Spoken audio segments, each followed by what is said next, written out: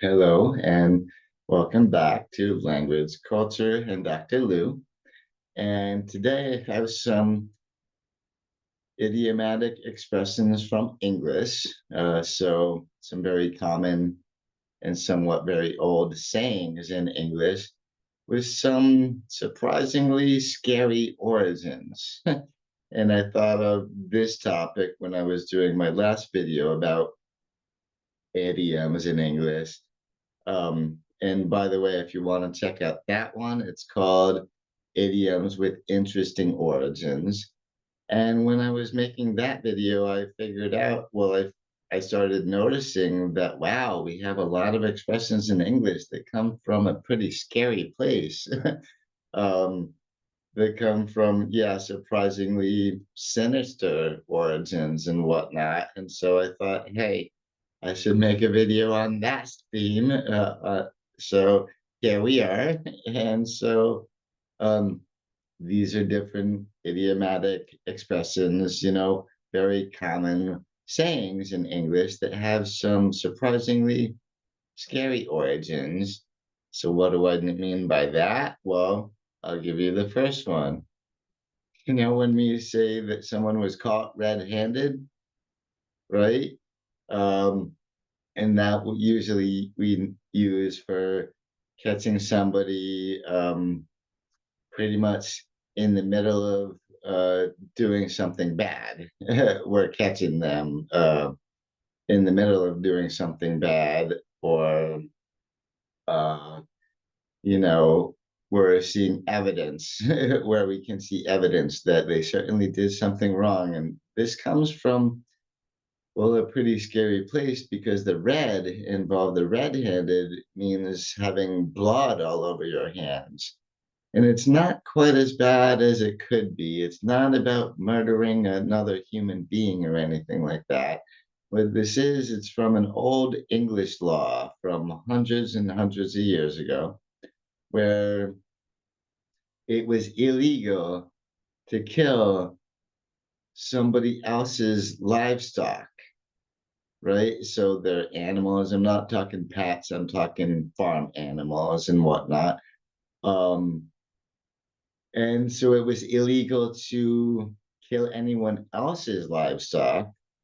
And so, as the saying goes, you would certainly be found guilty of that crime if you were caught with the blood of the slain animal on your on your hands. So that was what being caught red-handed was about. It was about being caught with bloody hands after, you killed your neighbor's cow or something like that, or their goat or whatever it might be, livestock, like you said, could have been a number of animals, but that's a pretty scary place to come from. An expression about having blood all over your hands. Eek. And so the next one, to give someone the cold shoulder, is a little less frightening. Although I did find this one's origins pretty darn interesting because this expression very old and it's referring back to manners, politeness and manners in the Middle Ages.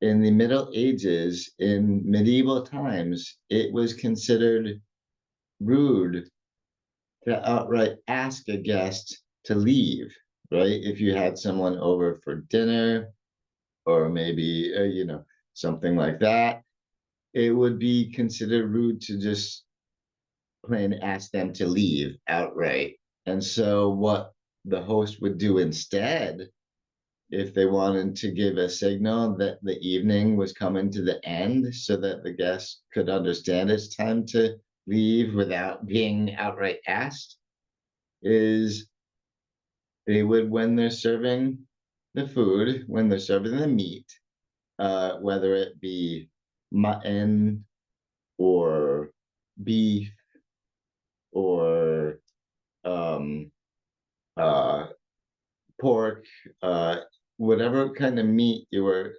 serving, what you would do was the host would give the slice, the piece of meat that goes to the guests who they want to leave, they would be from the shoulder of the animal, that kind of meat from the shoulder of the animal, and it would already be cold. So that's pretty off-putting if you're at somebody's house for dinner and then they're serving what looks like a good roast, a good roasted meat, and then yours is cold. Yuck, right? And so that would be a signal for the guest to know that the evening was coming to an end. So they should take their leave without any fuss. But so this one is a whole lot less scary than the origins of the other ones. But I found it surprisingly rude. um, but I'm interpreting it from a 20th century and 21st century mentality where we would outright just ask someone to leave, right? Especially in the 21st century. Anyway, so let's get back to something a little more sinister, a little more scary. To go the whole 9 yards. Now, this is probably the youngest saying, the least old saying of the bunch that I'm presenting here. Um, because going the whole 9 yards, this only really goes back as far as World War II. So the saying is less than 100 years old. All the other ones I'm talking about today are hundreds and hundreds of years old, where this one less than 1 century old.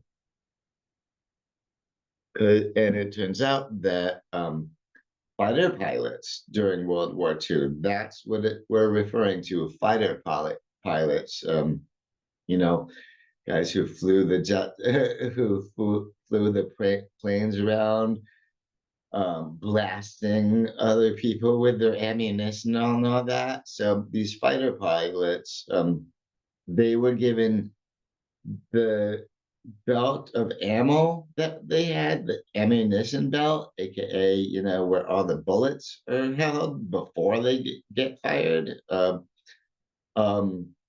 that was 9 yards long. Imagine that. We're talking about 27 feet long, 27 feet of bullets. That's a whole lot of shells and bullets to, wow. Um, but where, as the saying goes, to go the whole 9 yards, that's referring to a World War II fighter pilot who went all in a given battle, who really went all in. They would actually run out of that whole 9 yards of ammunition if they really gave it their all and did as much shooting as they possibly could. And so that's what it is to go the whole 9 yards. And to me, that's a pretty scary origin because imagine being a fighter pilot and having to use that much ammunition. What sort of terrible circumstance would you have to be in to end up using 9 yards of ammunition? Wow. So anyway, that one is a little scary to me too. So let's go to an expression that's a little older and and scary in a different way. We talk about flying off the handle or to fly off the handle. This is when you get really, really upset, really outraged, like you're really, really angry with someone, mad even.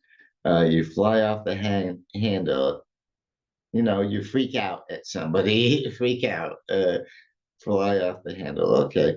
So that's what we mean with it now, but it used to mean something that was in a way scarier because it's talking about an axe handle. How how traditionally an axe has a handle that's made of wood, and then the axe head, the metal part with the sharp blade on it and everything. Um, so to fly off the handle, that's a reference to how once upon a time the workmanship and the quality of the axes was not necessarily so good so that we could trust them to not have the axe head fly off the handle when we chopped with it.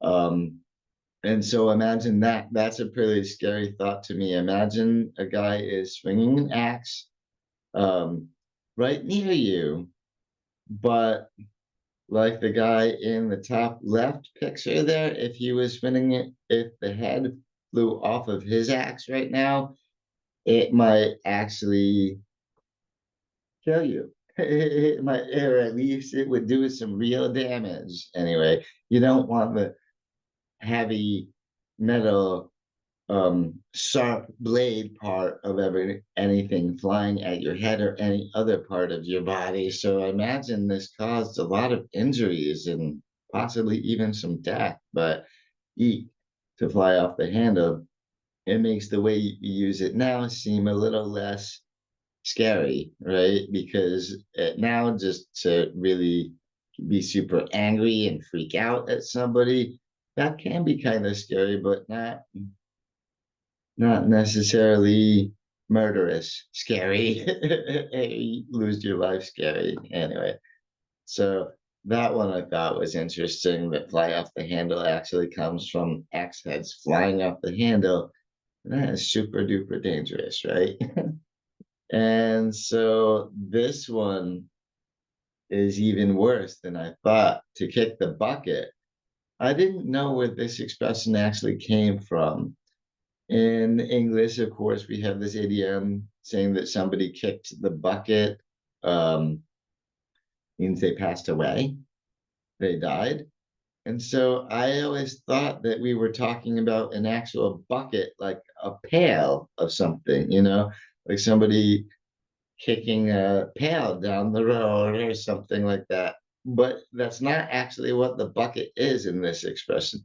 What this goes back to is the 16th century. So we're talking like 5 centuries ago. So almost 500 years old.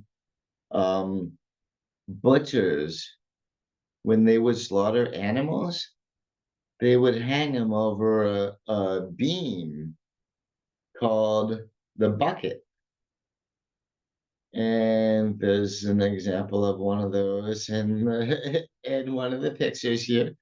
Um, And so when the animals would get slaughtered, then their bodies would often go through convulsions, you know, and their feet, their legs and feet would, end up kicking against the bucket, the so-called bucket. So that's pretty much, yeah, a scary beam. Well, scary to the animals being slaughtered anyway, from the 16th century butchers. So actually, to me, the meaning hasn't necessarily changed all that much because back then, if an animal kicked the bucket, that means it died. And these days, if someone kicks the bucket, still means they died. But I wish I didn't learn this so I could go back to just thinking about how it was about a bucket of water or anything. That was so much less sinister. So sorry for ruining that for you if you're wishing the same thing as me right now. Anyway, that's part of the danger of doing expressions with pretty scary origins. And so now this one I love that I found out what the origin was to this saying because I love idioms and expressions that use animals in them. I really, really do. There are a lot of, in pretty much every language, we have different idioms, different expressions that are metaphors about animals.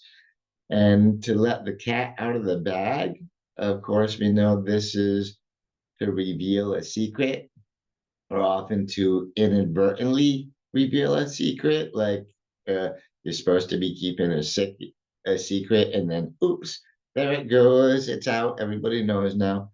That's what it means to let the cat out of the bag. Now, where did it come from? It's about a scam. actually a total scam. And so what happened is we're talking in the again, we're going back to like the 1600s or so, um, or maybe about that long still. We're talking hundreds and hundreds of years ago. Um, and this was what they would do, okay, at the time. We're talking about the bag, okay? And that's why I picture like a burlap sack or something like that because it's a long, long time ago. And pigs were considered quite valuable. Cats were not considered quite valuable. So, what people would do when they're selling pigs to try to scam the buyers is they would often mix some cats in the bags with the pigs to add to the weight of it to make it look like there were more pigs in there than there really were. And so they could charge more money um, for less pigs. And so it was a total scam. And so, therefore, letting the cat out of the bag would be something that reveals there's a scam going on. It would be, yeah, yeah, kind of again going back to you're very much getting caught red-handed if you let the cat out of the bag, right? Because they would know that's not a pig, that's a kitty cat. Give me my money back, type of deal. Yeah. So that to me is funny that this expression has its roots in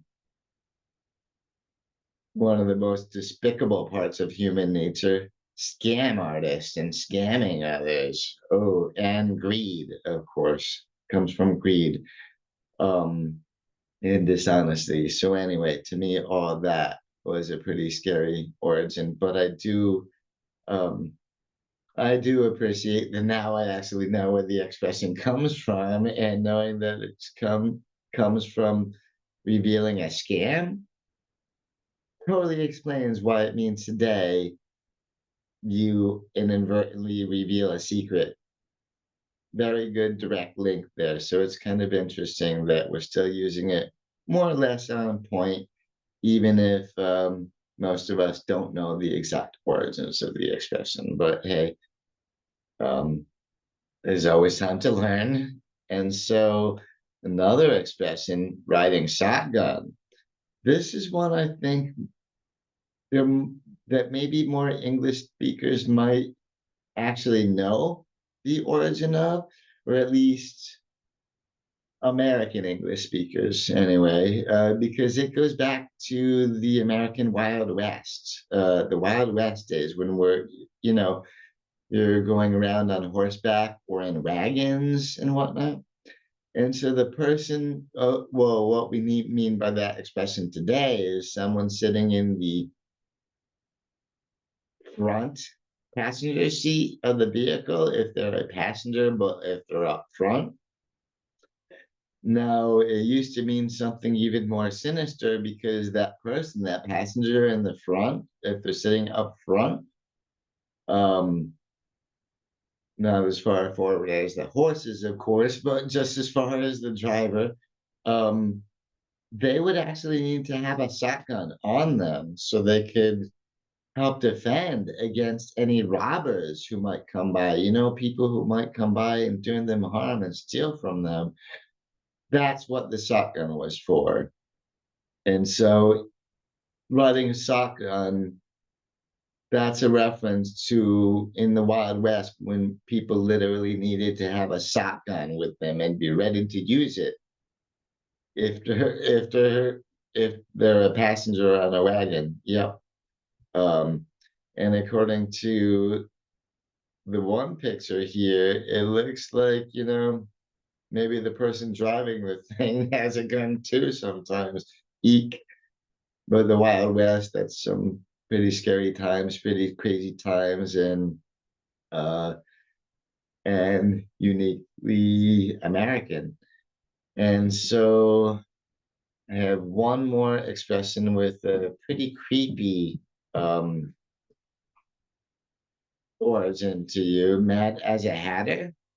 This one, of course, makes us think of the Mad Hatter from Alice in Wonderland, right? But that's not where the expression originates from because, the author of Alice in Wonderland, very much did get that expression from somewhere else. This was already a thing, calling someone mad as a hatter, which means, this person's acting crazy, right? They're acting nuts. Um, this comes from, and I believe it was, I don't remember if it was 16th, no, I think 17th century France. It was hat makers in France in the 17th and from the 17th into the early 18th century. Um, haberdassery, hat making, and all that. A lot of the hat makers in France would be using mercury in the felt lining of the hats, right? There's a felt lining in the inside of the hat, and they would be using mercury in those linings. And that mercury would seep into people, people would absorb it, and it would cause, unsurprisingly, mercury poisoning, at least mild mercury poisoning, although it's only mild for a little while because mercury is one of those things that never goes away. So, anyway, um, and so what the symptoms were of getting this mercury poisoning from your hat was people getting really shy, acting very irritable, and getting some tremors and all that. And so all of these symptoms of the mercury poisoning reminded people of what somebody looked like when they were going mad, when they were going crazy. And so that's how this whole thing, the whole syndrome, pretty much, of the mercury poisoning from hats, how the whole syndrome got the name Mad Hatter's disease. Yeah. So the term Mad Hatter's disease predates Alice in Wonderland. So the author got it from somewhere else, but one might presume that the Mad Hatter in Alice in Wonderland had some mercury poisoning going on because he was demonstrating all the symptoms anyway. But yeah, so that's the thing about Mad as a Hatter. It was about mercury poisoning, which is a pretty scary thing because imagine if that continues long term, there's no coming back from that. Anyway, so sorry for if that depresses you or anything, but to me, it's all about finding scary origins of these sayings. And so, thank you so much for sticking around for those scary sayings and their origins. Well, no, see, the sayings didn't seem so scary to me until I found out the origins, and now, eek. Anyway, so thanks again for watching my video. I always appreciate everyone who watches my video, especially until the very end. And here we are at the very end of the video again. So thank you so much for watching. And I'm already hard at work on another video. And so until you catch that one, have a good rest of your day. And please do give this video a thumbs up. And I will catch you around next time. Bye bye.